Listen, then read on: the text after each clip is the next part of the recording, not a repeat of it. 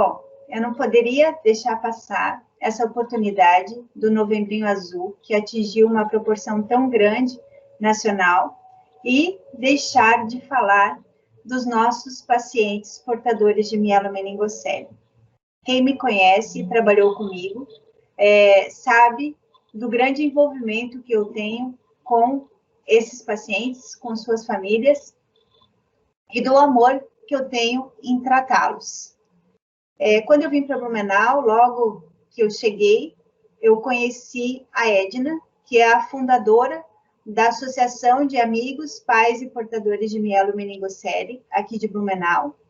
A Edna tem uma filha portadora de mielomeningocele, a Júlia, que é minha paciente desde que eu cheguei aqui em Blumenau.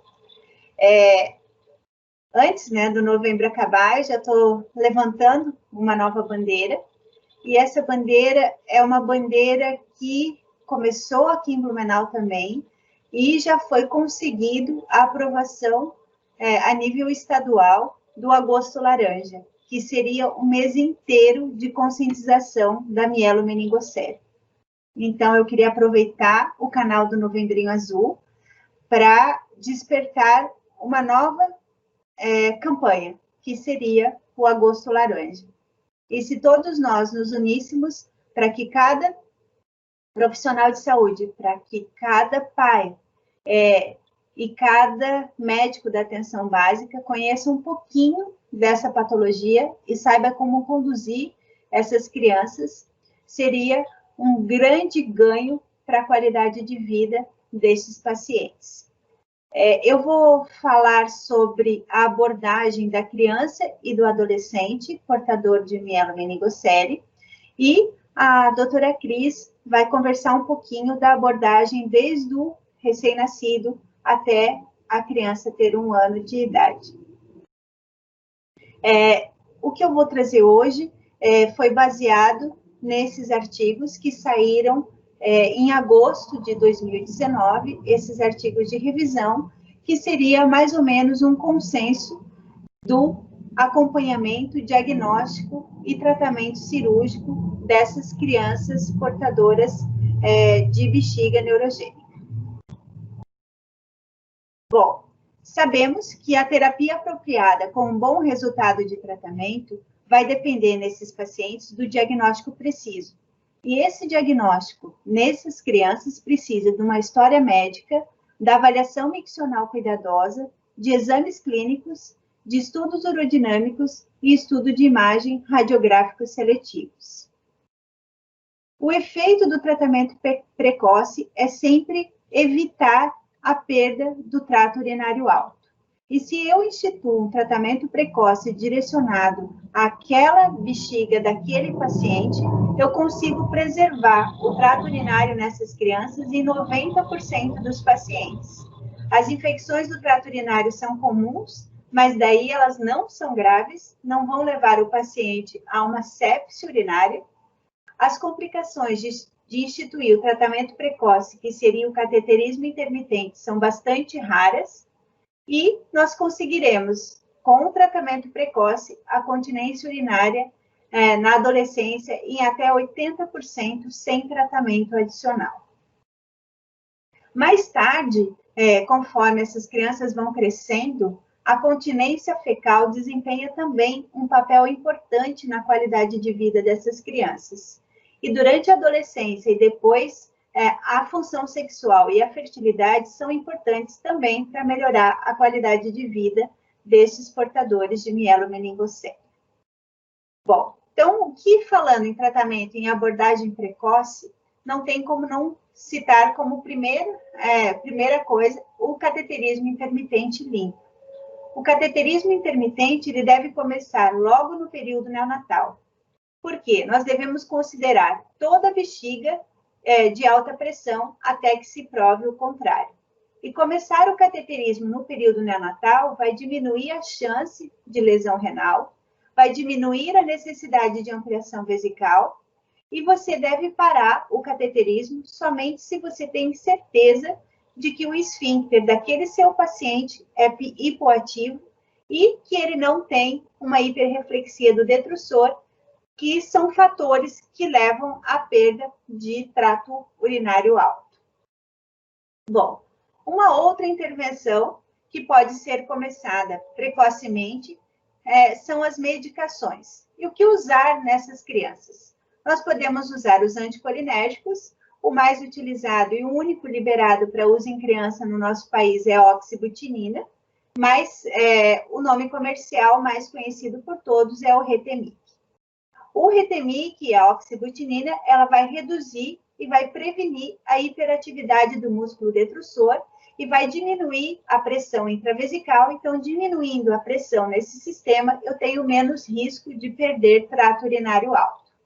Então, o tratamento precoce com anticolinérgicos também vai ajudar a diminuir a taxa de deteriorização renal e a necessidade futura de uma ampliação vesical. Uma outra medicação muito utilizada é o alfa-bloqueador. E o que nós mais utilizamos é a doxazosina ou o Noprost, que é a doxazosina mais conhecida. O alfa-bloqueador ele vai atuar facilitando o esvaziamento dessa bexiga, causando também uma pressão mais baixa, criando um ambiente mais seguro também para os rins desses portadores. Se não responde aos anticolinérgicos, o que nós podemos fazer? Nós podemos dispor da toxina botulínica. A toxina botulínica é uma neurotoxina produzida pelo Clostridium botulinum, que inibe a liberação da acetilcolina, então tem um efeito anticolinérgico, produzindo paralisia muscular reversível com duração média de 6 a 10 meses, com resultados comprovados. Nós podemos ir reaplicando essa toxina botulínica sem perder a eficácia do tratamento, e a falta da resposta após a injeção da toxina botulínica muitas vezes tem sido associado à presença de anticorpos ante essa toxina botulínica. Bom, e se não responder nem ao anticolinérgico, nem à toxina botulínica, naqueles pacientes com hiperreflexia do detrusor, nós também podemos lançar mão de uma medicação chamada mirabegron. Uma outra alternativa não invasiva seria a fisioterapia com eletroestimulação neural. A fisioterapia ela está muito utilizada em associação com essa medicação descrita anteriormente. São feitas correntes de baixa frequência que vão ter ação na contratilidade também do detrusor, enquanto também vão estimular a musculatura estriada para-uretral. Ela parece ser efetiva na melhora da incontinência e dos parâmetros urodinâmicos. É recomendado 3 sessões por semana, cerca de 20 minutos de eletroestimulação por sessão, e ela vai melhorar a complacência vesical e isso reduz o número de fraldas. O paciente pode até apresentar sensibilidade ao enchimento vesical. Uma das coisas que orientam é que os eletrodos sejam colocados acima da linha de cicatriz da cirurgia feita da altura, né, da mielomeningocele. O tratamento cirúrgico para bexiga neurogênica é basicamente a ampliação vesical. A ampliação vesical ela vai estar indicada em pacientes com bexiga hiperativa ou com baixa complacência, que é refratária a essas terapias conservadoras, como os medicamentos, como o anticolinérgico e injeção de toxina botulínica, ou o mirabegron. A ileocistoplastia é a ampliação mais utilizada. Ela vai usar um retalho detubularizado de íleo, que é anastomosado na bexiga.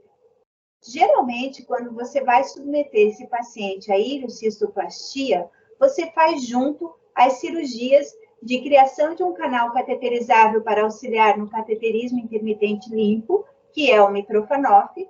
Você vai fazer um reimplante ureteral para tratar refluxo vésico-ureteral, quando bem indicado, e você vai fazer também o procedimento de plástica de colo vesical para tratar a incontinência, se o paciente tem uma baixa pressão de perda no momento do estudo urodinâmico pré-operatório.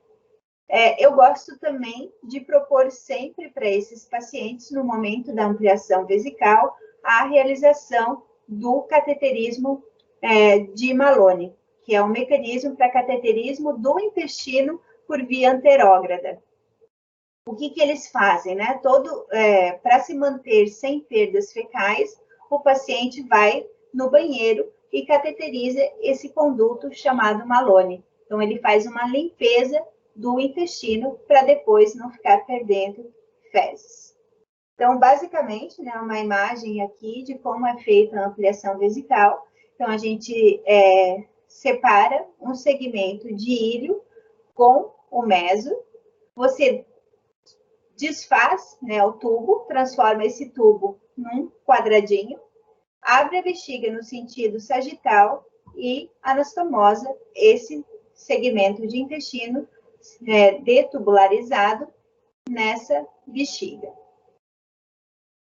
Bom, a ampliação vesical, ela tem complicações significativas, que seriam as infecções crônicas, cálculo de bexiga e de rins. Então, esse paciente geralmente tem que ficar lavando essa ampliação com soro ou com substâncias que diminuam a formação de muco, como a acetilcisteína, como a bromexina. Essa ampliação leva a distúrbios metabólicos, a problemas intestinais. Elas podem ser, depois, né, evoluir com complicações tipo perfuração do reservatório e mesmo a longo prazo, a exposição dessa alça de intestino à urina, à malignidade. Bom, nós temos também que a ampliação leva a alta taxa de cirurgias após a realização dela, especialmente se o paciente for submetido à criação do canal do Mitrofanoff. Às vezes, acontece de o paciente ficar perdendo esse conduto várias vezes durante a vida dele. A maioria dos pacientes, após a ampliação, experimenta uma melhora na capacidade da bexiga, na complacência e na continência. E, com isso, ele tem uma melhora na qualidade de vida. Então, a maioria dos pacientes, eles se beneficiam com a ampliação, com uma melhora grande na qualidade de vida, aquele paciente que era incontinente urinário e incontinente fecal.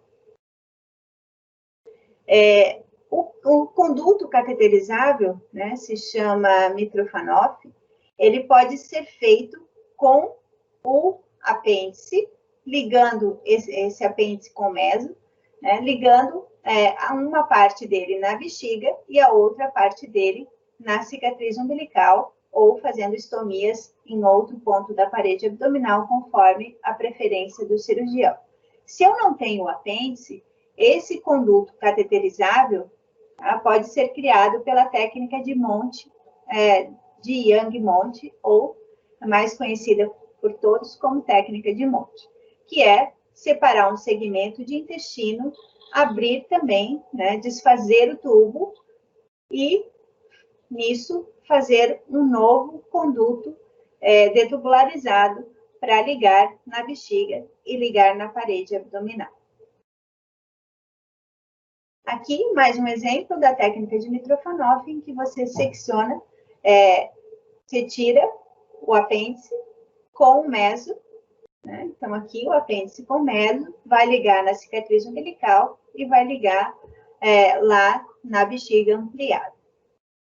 Bom, esse desenho aqui foi feito pelo meu mestre, Dr. Luiz Freitas, e eu gosto bastante de utilizá-lo nas aulas. Quando eu não tenho, então, o apêndice para fazer o cateterismo, o mecanismo de cateterismo, eu vou utilizar a técnica de Monte para confeccionar o meu Mitrofanoff. Talvez a gente devesse usar Monte, não Mitrofanoff, mas a gente fala que faz o Mitrofanoff pela técnica de Monte. Então, eu separo um segmento de intestino, geralmente é o mesmo segmento, né? Não vou fazer duas anastomoses intestinais, eu já separo um segmento para fazer a ampliação e um segmento vascularizado para fazer os condutos. Se esse conduto for curto e não chegar na parede abdominal, eu posso emendar vários. Então, vou emendando vários segmentos de intestino, fazendo um conduto longo o suficiente para chegar na parede abdominal do nosso paciente portador de mielomeningocele e bexiga neurogênica. Junto com essa cirurgia, então, da ampliação de bexiga e da confecção do Mitrofanoff, geralmente eu preciso associar uma plástica de colo vesical para que esse paciente não continue perdendo urina, que é o grande objetivo do tratamento cirúrgico. Então, eu associo, geralmente, um alongamento do colo vesical pela técnica de Mitchell e eu faço um sling com anel de aponeurose. Eu gostei muito, muito da aula do Dr. Daniel da Justa, mostrando a confecção do sling por via robótica. Quem faz essa cirurgia sabe que no paciente de mielo, principalmente naqueles pacientes que têm uma cifose lombar muito importante, o acesso lá na pequena pelve é muito difícil. Algumas vezes eu não consegui chegar no colo vesical. Teve situações que eu tive que passar todos os pontos na bexiga para depois passar na alça, de tão fundo que era a minha visão da pelve do paciente.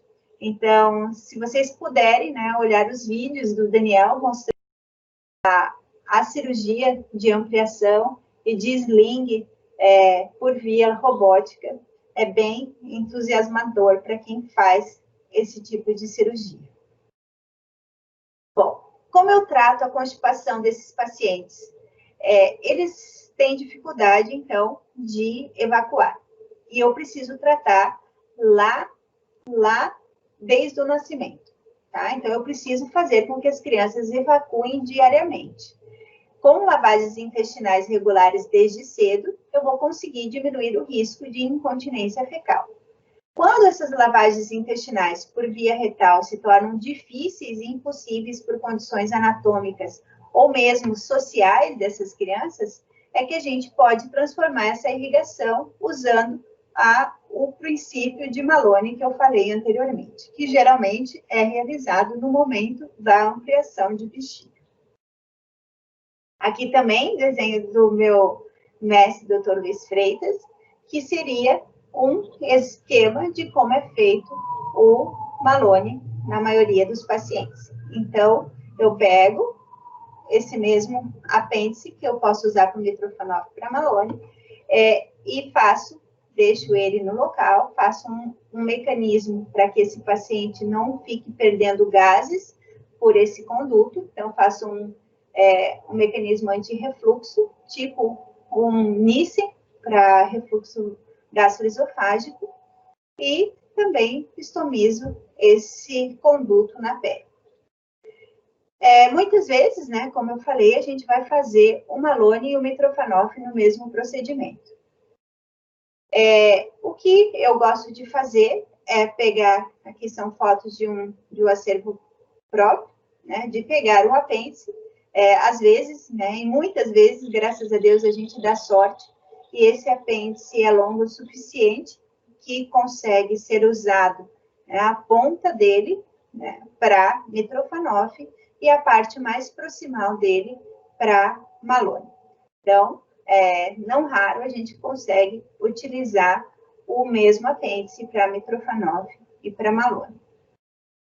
Se eu não tenho mais o apêndice, ou se às vezes ele é curto, eu vou dar sempre preferência pessoalmente para usá-lo com Mitrofanoff. E daí eu vou dispor de outras técnicas para fazer o meu mecanismo para cateterismo colônico anterógrado. Eu posso fazer uma tubulização do sigmoide, também com um mecanismo anti-refluxo, implantado no cólon esquerdo, para fazer a irrigação. Bom, o grande diferença, né, de implantar no cólon direito e implantar no cólon esquerdo seria o número de lavagens semanais. Geralmente, aquele paciente que tem o Maloney implantado à esquerda, ele precisa de irrigação diária.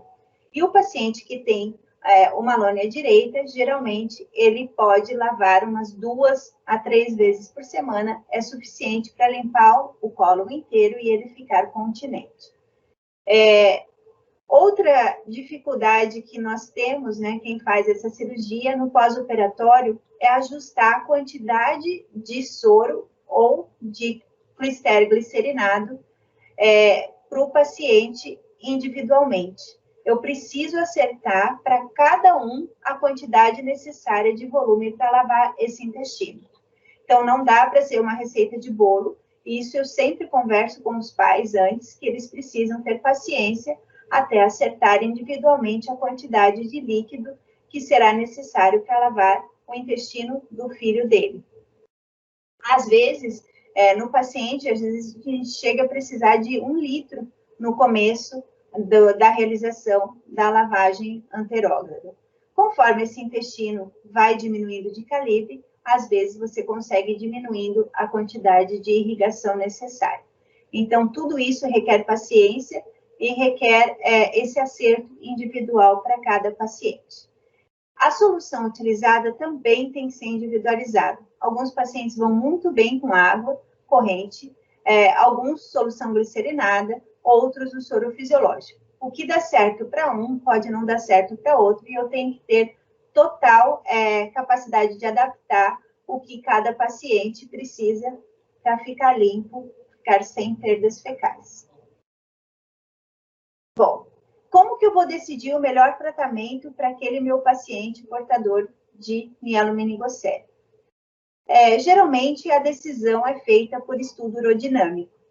O estudo urodinâmico, ele vai nos dar a pressão máxima no enchimento, tá? Acima de 40 é perigoso para trato alto, nos dá uma ideia da capacidade vesical, uma baixa capacidade indica uma micção frequente com perdas, e nos dá uma ideia da resistência do esfíncter, indica a necessidade ou não de fazer a plástica do colo vesical. Esse gráfico aqui, ele está descrito naqueles artigos que eu trouxe no início, e eu consegui traduzir um pouquinho o fluxograma para a gente entender a condução do paciente portador de mielomeningocele.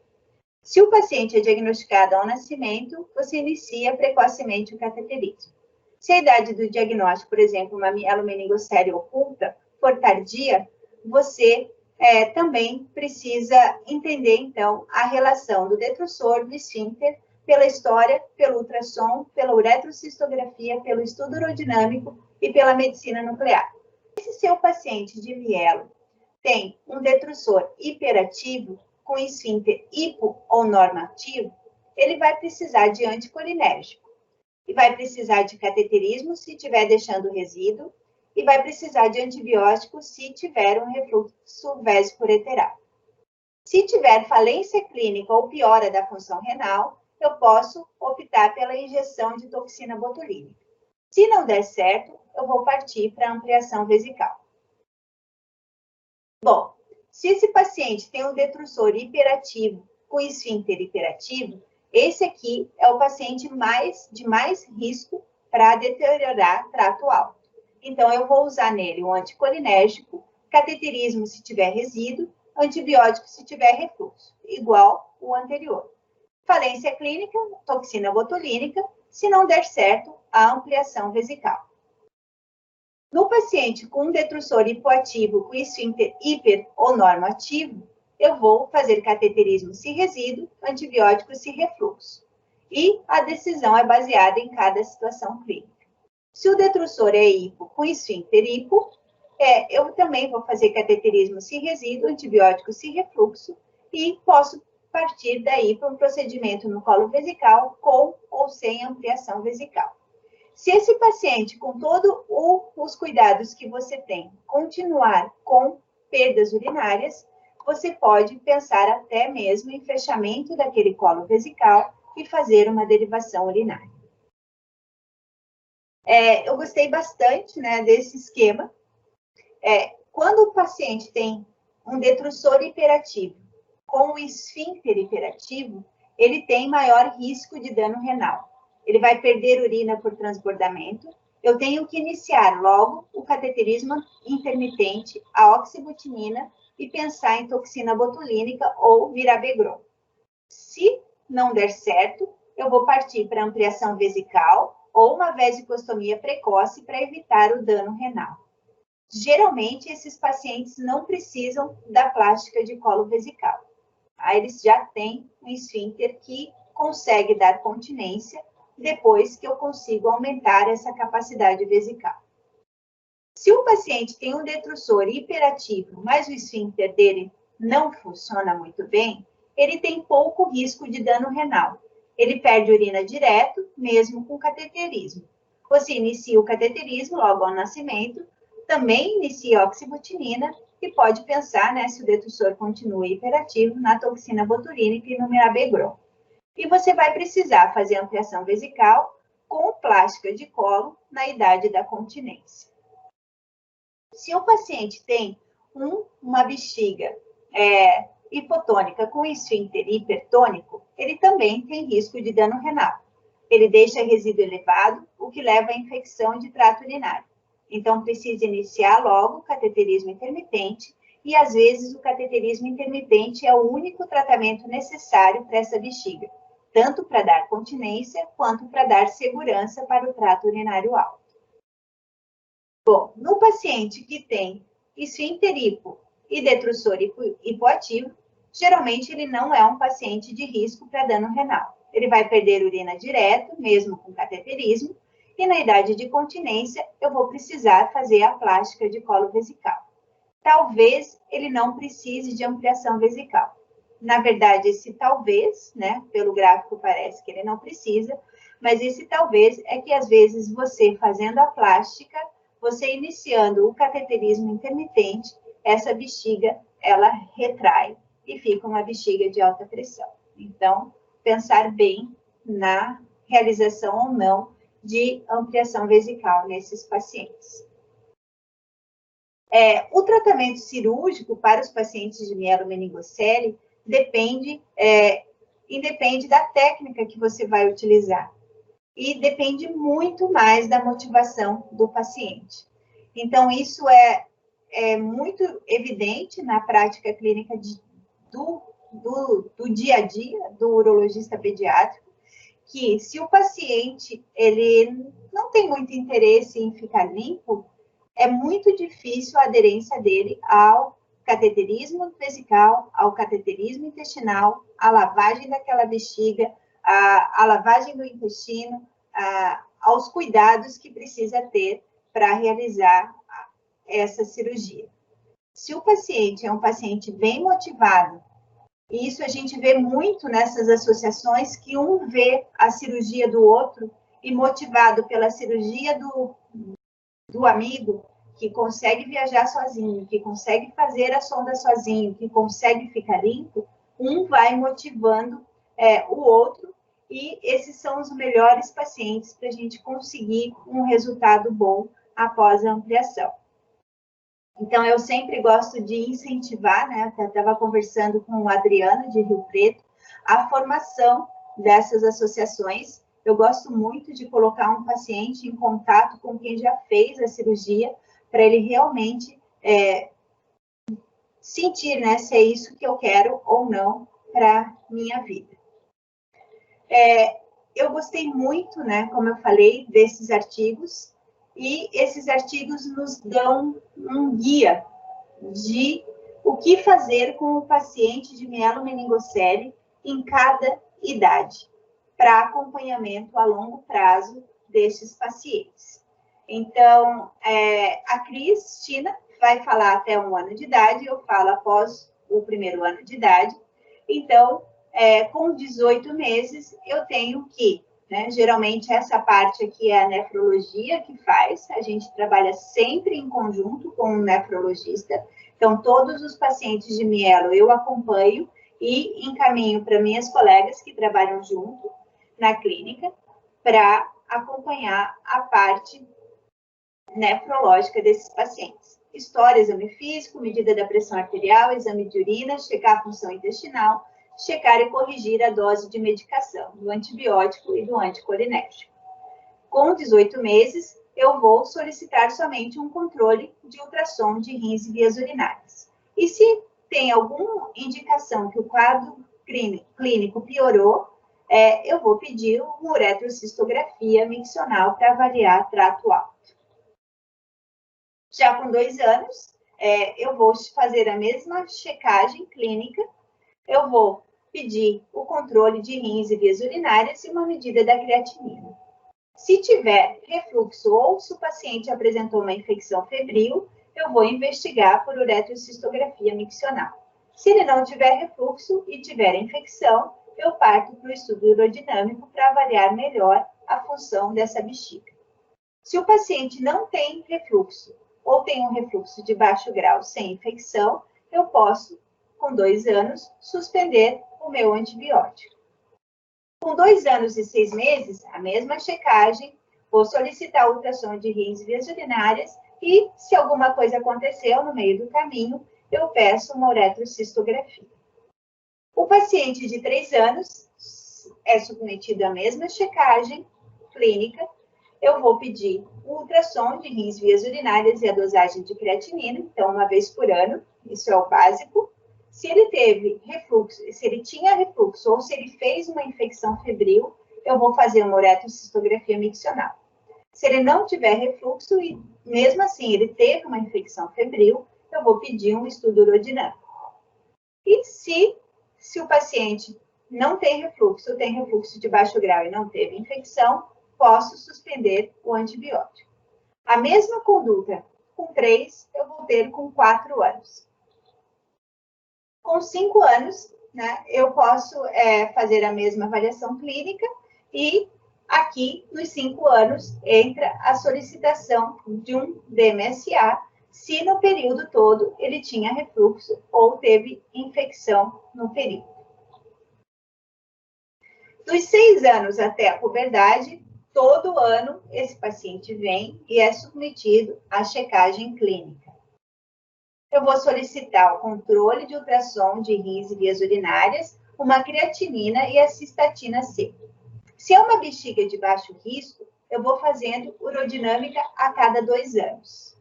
Se o paciente foi submetido à ampliação vesical, eu preciso ter o controle de todas aquelas complicações que podem vir a acontecer com o paciente submetido à ampliação. Então, eu preciso checar um balanço ácido básico e preciso checar a dosagem de vitamina B12, além de todas aquela história para ver se não tem nenhuma complicação decorrente da minha ampliação vesical.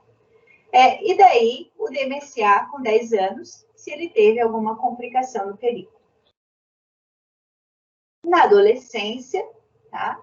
É a mesma checagem clínica, o mesmo ultrassom, bexiga de baixo risco urodinâmica a cada 2 anos. Se o paciente for submetido à ampliação vesical, a mesma checagem, e daí, a cada 5 anos, mais ou menos, eu vou repetindo o meu DMSA se eu tiver alguma intercorrência no período.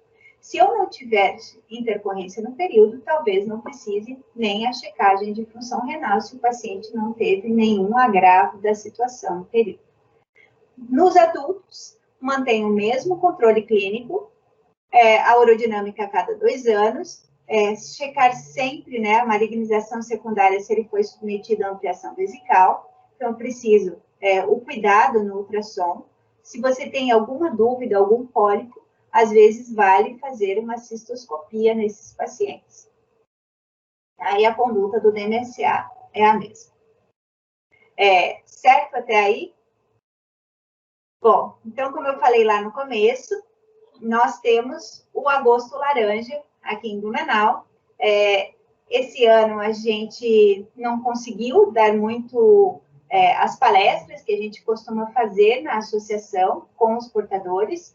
Nós não conseguimos reuni-los, mas a gente conseguiu, sim, fazer lives com os pais. A gente conseguiu fazer lives com os políticos aqui da nossa cidade, buscando uma qualidade de vida melhor para esses pacientes.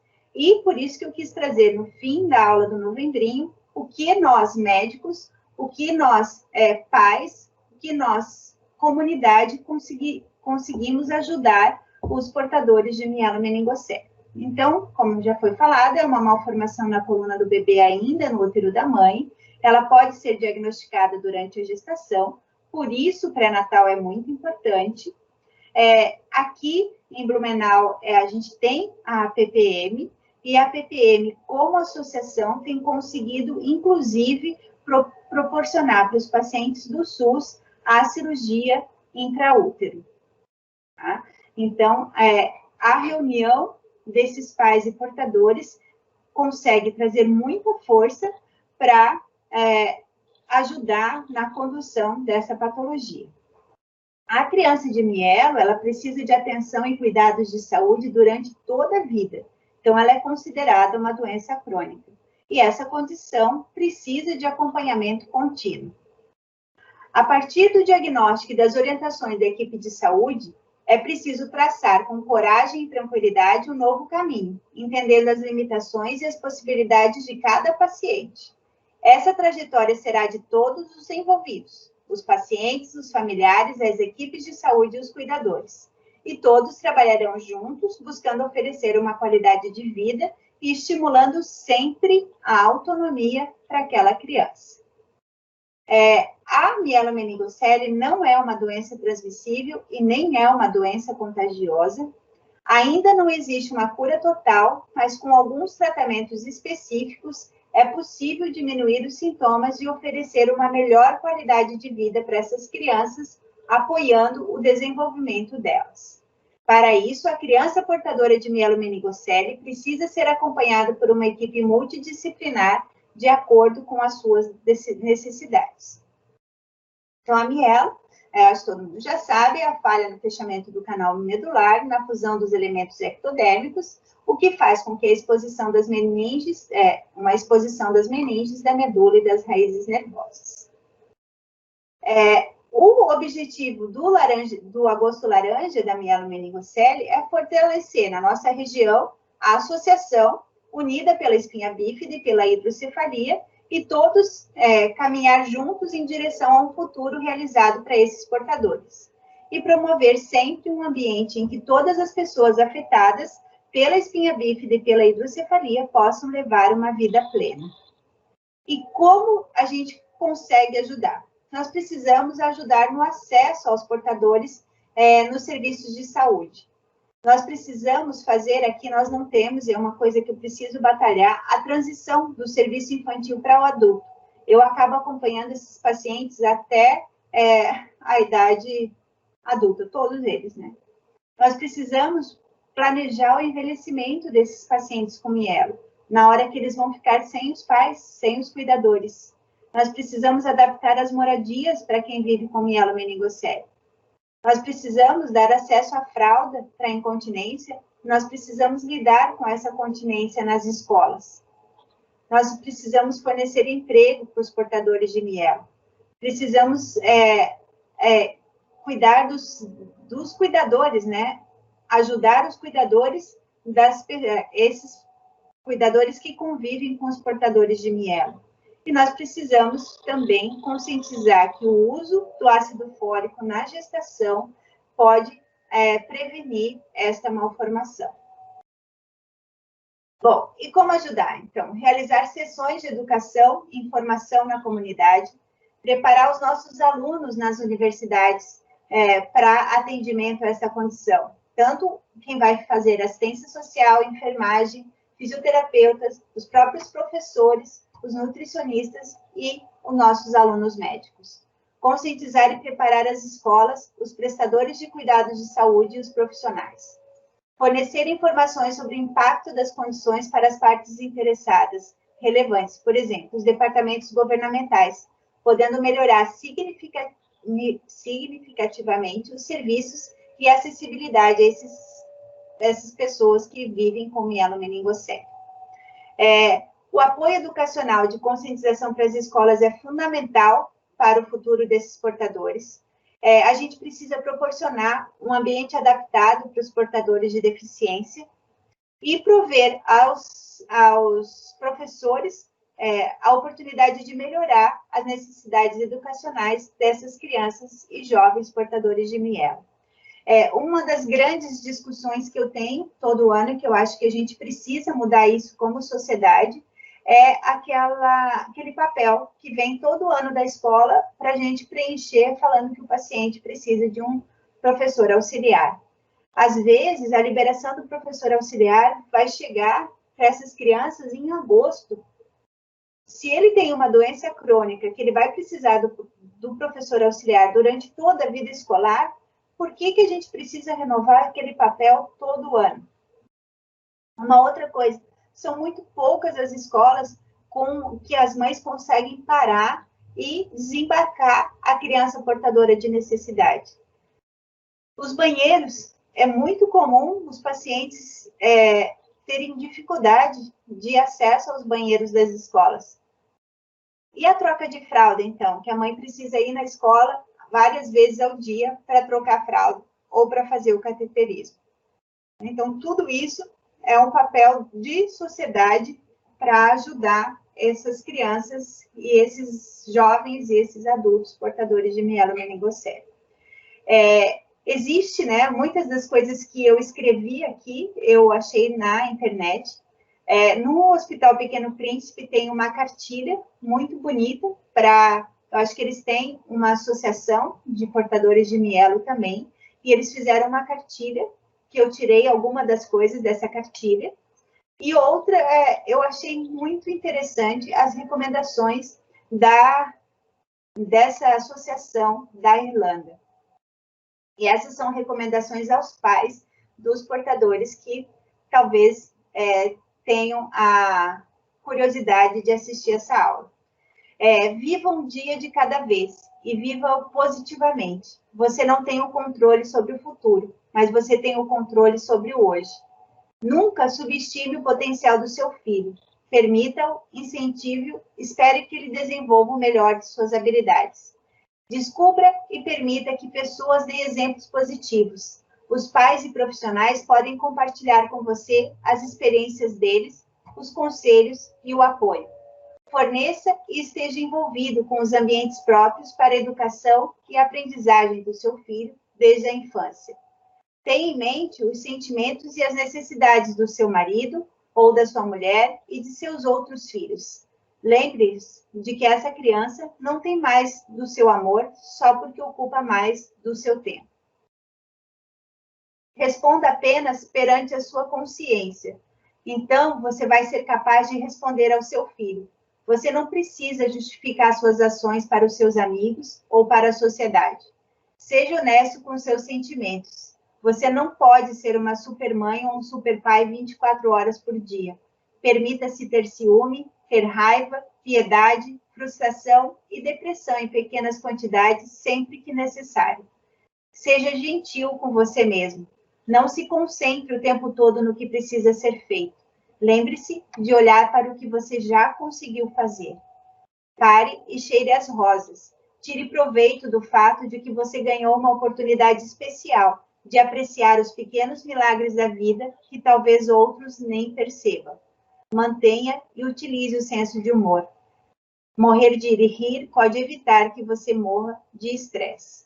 Eu achei lindo isso.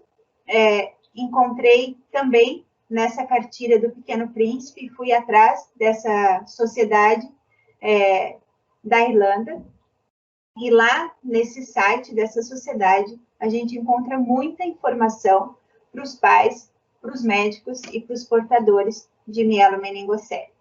Então, aqui foi no dia que a gente conseguiu transformar o agosto laranja numa lei municipal. Estou eu aqui, né, com minhas pacientinhas, a Milena, a Júlia, o Jefferson, o Vitor, os pais dos pacientes, o Davizinho. Então, eu queria demonstrar meu amor, trazendo essa aula aqui para o Novembrinho Azul. Obrigada.